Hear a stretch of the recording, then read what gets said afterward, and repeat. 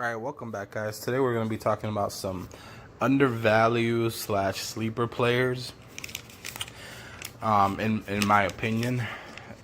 First, let's go around some Newton notes around the NFL league. If you haven't heard yet, which I doubt it's all over, Zeke was handcuffed, and I think he could receive a suspension. It's possible just because Zeke has had issues with the league before. I guess it's a wait and see process, but in my last video, I did suggest that you should sell Zeke. Not necessarily because I don't think he won't be back in the league and be a high-end RB1, but even if Zeke is back or doesn't get suspended, Zeke is a high-risk player to have, especially because his value is so high that you can probably get an RB1 in return and something else. So I would suggest trying to sell Zeke. Some other news.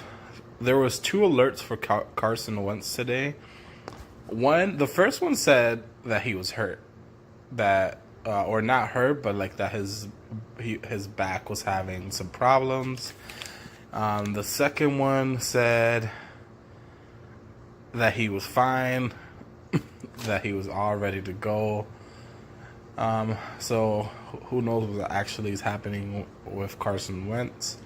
I know in my Superflex leagues that I have pretty deep rosters, I have stored Nate Sudfeld and Clayton Thurston, which those 2 are the backup to Carson. And again, this is not for 1 quarterback leagues, but for like Superflex, 6-start Superflex with owners of maybe 14 plus owners. I've rostered Nate Sudfeld and Clayton Thorson. John Ross missed the veterans practice because of tightness. So it's more injury news with John Ross. I really like John Ross coming out. I don't think he was just a one-dimensional receiver like other people do. He just has been plagued with injuries. Last year, John Ross had 7 touchdowns. I know that receiving core was pretty decimated, but at least there was some sign of life with those 7 touchdowns.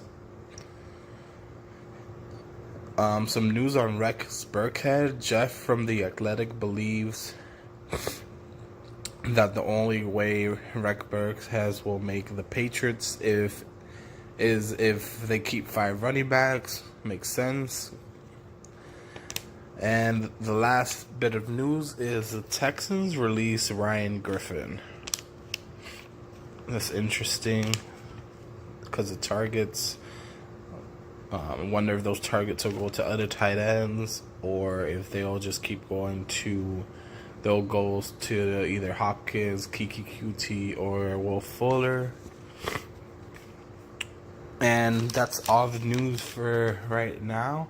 All right. Let's start off with my first player that I believe is undervalued and a sleeper. And that's going to be, we're going to start it off with D.D. Westbrook.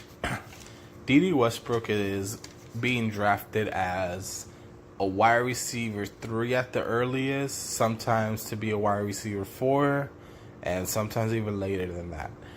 I don't understand it. D.D. Westbrook talent wise is amazing. I'm not saying he should be drafted at a high wide receiver 2 or 1, but he should not be drafted as late as he is.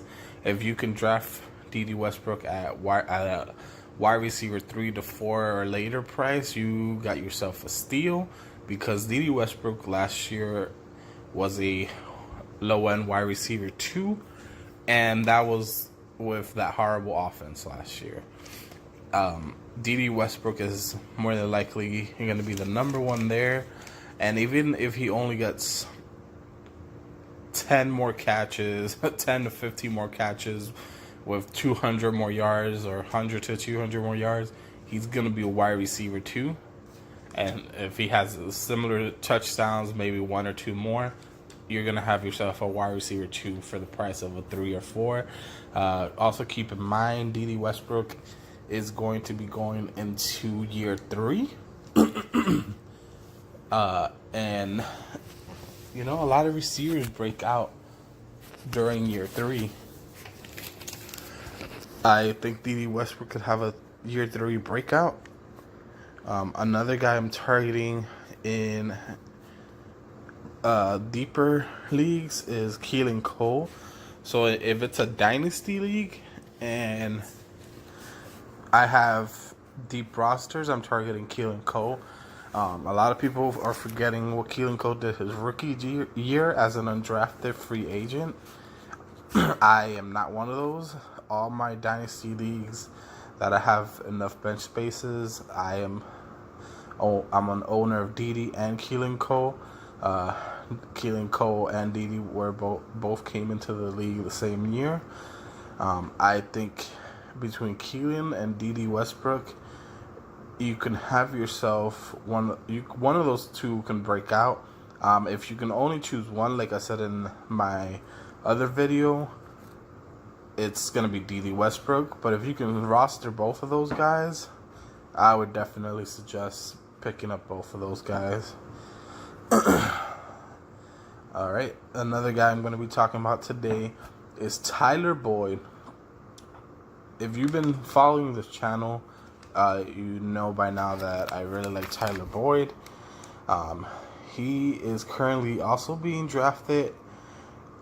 Sometimes he gets drafted as a wide receiver 2, but he is getting drafted as a wide receiver 3, which is fine, is understandable. He has a new offense. Nobody knows what that offense is going to look like. We're hoping it looks like the Rams offense, but who really knows? But Tyler Boyd had his year 3 breakout. I don't think that was a fluke. I think Tyler Boyd is going to be good for fantasy. And I am also targeting him everywhere I can. If I can get him as my wide receiver 3, I'll be super happy. If I get him as my wide receiver 2, I'll also be happy as well. Another guy I want to talk about is going to be Marlon Mack. I'm pretty high on Marlon Mack. Not necessarily because of Marlon Mack, even though I like Marlon Mack as well. But I think that offensive line paired with Andrew Luck are a gold mine for running backs. And just like Kansas City's offense, whoever is the running back there is going to be good for fantasy. It's going to be a similar thing for the Indianapolis Colts. Another guy I want to talk about is Nyheim Hines. I would, if you draft Marlon Mack, I would draft Nyheim Hines. If you don't draft Marlon Mack, I would also still draft Nyheim Hines. Sorry about that, guys. And this is why. Nyheim Hines was a high-end RB3 last year. And I think if you're drafting him as an RB3 or later, you'll be fine. If he's going to be your RB3 or 4, I think he can produce that again. He produced RB3 numbers last year. And if Marlon Mack goes down, there's your running back right there. There's the replacement. But also, Nyheim Hines is not just a handcuff. He will have value by himself. So that's the only reason why I suggest picking both of those guys up. If you're going to be drafting Marlon Mack, I will be drafting Marlon Mack a lot this year. If his price is still where it's at now. If he skyrockets, then probably not. And Nyheim Hines, I will also be drafting. And also, if you're in a league, and if you're in a dynasty league, and you can get Marlon Mack for pretty cheap, depending on who the owner is, I would try to get him. But if you can't get Marlon Mack, I would try to go for Nyheim Hines. This may sound crazy to you guys, but if you're in dire need of a running back, I would, and you're a contender, and for some reason you need a RB3 pretty badly, I would even consider trading a second round for Nyheim Hines. Like, for example, and I actually did this in my 16-team dynasty. I needed a running back pretty badly, and I believe I can win it all this year.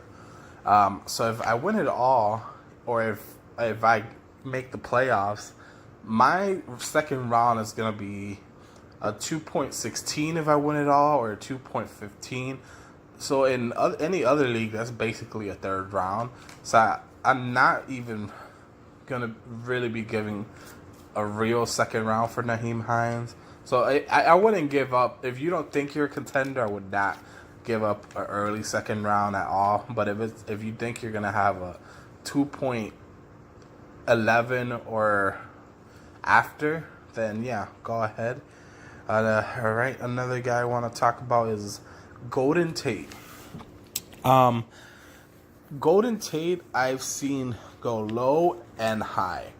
I would say if Golden Tate is going high, like anywhere where he was going last year, I probably would stay away from him. But for the most part, I've seen Golden Tate going a lot lower than last year. If that's his price, I will definitely buy him. If I'm a contender in Dynasty and redraft, I also will end up with Golden Tate in my redraft leagues. Just if he's going as low as he is right now. Golden Tate, I would like a piece of that pie of the Giants offense. Not because they're going to have a spectacular offense, but there are targets to be had. No, I'm not saying they're going to be Odell Beckham targets, because Odell Beckham is OBJ. He's one of the greatest receivers in the league right now. But still, regardless of that, someone will have to catch passes there. And I know some offenses are still bad and receivers are still awful in those offenses. But the way the Giants offense works is their quarterbacks are not going to run. I mean, maybe Daniel Jones will run a lot more than Eli, but as long as Eli is starting, Eli is never going to run. So he's always going to be looking to pass. So I do want whoever is going to be leading in receptions there. And since Golden Tate is going pretty cheap right now, I'm aiming for Golden Tate. If you're in Dynasty and you're a contender, pick up Golden Tate as a wide receiver 3 or 4. If you're in Dynasty and you're not a contender, just don't even think about him. The next guy I'm picking up, or the next guy that I think is undervalued or a sleeper, is George Kittle. And George Kittle, it depends, because I know some people do have him highly ranked. But overall, I've seen him in Dynasty startups. I've seen him go in the 3rd round, 4th round. Some leagues I've seen him go 5th round, which I think is that's a no. I can see why people would like Travis Kelce over him.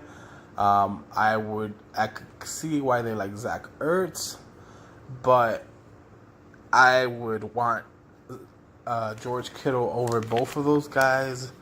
I'm not saying to draft him super highly, but the only reason all these players are on here is because right now they're being undervalued. The next guy is Austin Eckler. Austin Eckler last year was an RB2, and he missed 3 or 4 games, and he was an RB2. So Austin Eckler is another guy that, if he's going super late, I will be picking up.